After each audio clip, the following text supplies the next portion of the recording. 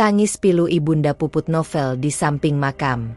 Ibunda mendiang Putri Zizi Novianti atau Puput Novel, Susi menangis iringi kepergian sang anak. Tangis Susi pecah menyaksikan proses pemakaman jenazah Puput Novel hingga akhirnya.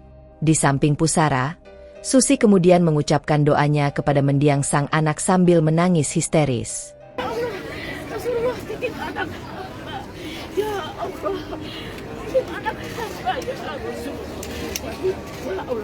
Ya Allah, ya Rabbi, ampuni dosa, ampuni dosanya, ampuni dosanya, dosa dia adalah dosanya, bukan dosanya.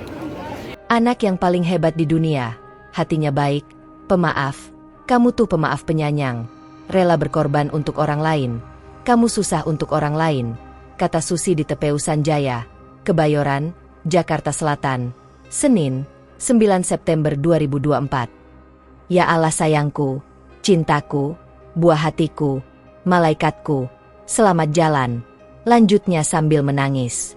Susi berharap amal kebaikan semasa hidup sang anak bisa diterima Tuhan. Ya Allah, Rasulullah titip anak hamba. Ya Allah, titip anak hamba ya.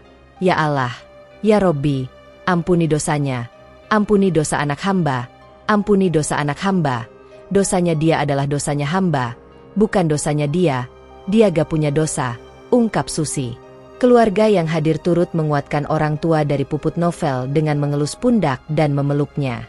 Diketahui jenazah Puput Novel dimakamkan di tempat pemakaman umum, TPU, Sanjaya, Kebayoran Baru, Jakarta Selatan sekitar pukul 9.30 waktu Indonesia Barat. Prosesi pemakaman jenazah Puput Novel berjalan haru. Keluarga dan peziarah yang hadir menangis melepas kepergian sang musisi. Download Tribun X sekarang, menghadirkan lokal menjadi Indonesia.